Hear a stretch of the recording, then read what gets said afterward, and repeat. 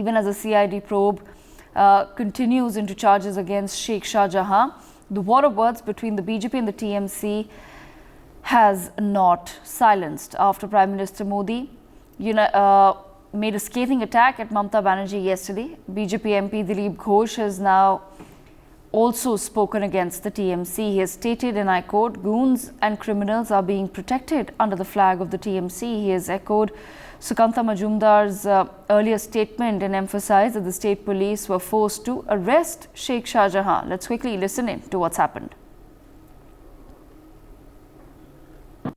ये तो मोहल्ले मोहल्ले में है, जिले जिले में गुंडा है, माफिया है, बलात्कारी है और सब टीएमसी के झंडे के नीचे है। ये हम बार बार बोलते थे, ये खबर माननीय प्रधानमंत्री को है, आज वो आके बोल रहे हैं क्योंकि संदेश खाली जैसा घटना हो गया, एक बलात्कारी, एक खूनी, एक भ्रष्टाचारी नेता को बचाने के लिए 2 महीने लगे थे TMC.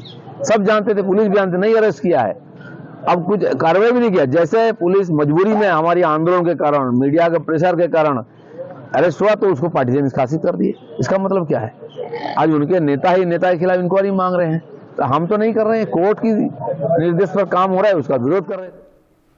My colleague Renik Datta with us on the broadcast. Renik, if you can take our viewers through the details of what's happening in West Bengal, the war of words between the BJP and the TMC.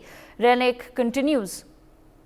एकदम देखिए, संदेश खाली issue को लेकर BJP और TMC के बीच में बातों का सिलसिला चलता ही रहता है और आज दिलीप घोष की तरफ से भी टीएमसी को हिट किया गया है। जैसे कि पहले भी बीजेपी की तरफ से बार बार से एक ही बात कहा जा रहा था कि जो भी अपराधी है वो टीएमसी फ्लैग के नीचे खुद को छुपाने का कोशिश में लगे हुए हैं और टीएमसी पूरा जो अपराध जगत को वो लोग सपोर्ट कर रहे हैं और सेफ गार्ड करने की कोशिश कर रहे हैं। जैसे कि संदेशकारी इशू में भी शेख शाहजहां को लेकर टीएमसी और बीजेपी के बीच में बार बार से एक ही बात आ रहा था कि टीएमसी की तरफ से ये शेख शाहजहां को छुपाने का काम या सेफ गार्ड करने का काम किया जा रहा है। वैसे दिलीप घोष की तरफ से भी आज टीएमसी को हिट किया गया है। दूसरी तरफ अगर देखा जाए पूरा संदेश खाली का ये जो घटना, इस घटना का जो मास्टरमाइंड, ये शेख शाहजहां को 55 दिन तक फरार रहने के घटना में बीजेपी की तरफ से बार बार से एक ही बात कहा गया, शेख शाहजहां को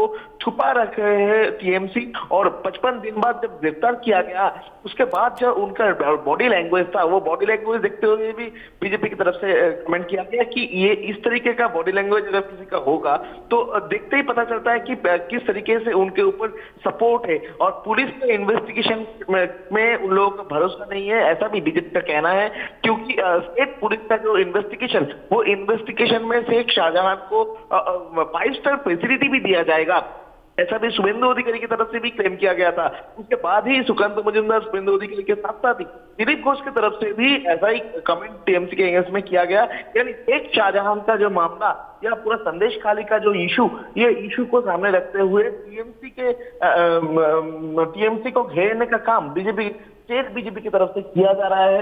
जैसे कि प्रधानमंत्री जी के 2 दिन के सफर में भी दिखा गया था कि संदेश खाली इशू बार बार से सामने आ रहा था, वैसा ही स्टेट बीजेपी नहीं चाहते हैं कि संदेश खाली इशू को इतना जल्द छोड़ा जाए और इसी वजह से दिलीप घोष का ये जो स्टेटमेंट बहुत ही महत्वपूर्ण है और टीएमसी के लिए बहुत ही हानिकारक हो सकता है ये इलेक्शन कैंपेन में। Right, absolutely. Thank you so much, Renik, for joining us on the broadcast. For more such videos, subscribe to the NewsX YouTube channel, hit the bell icon.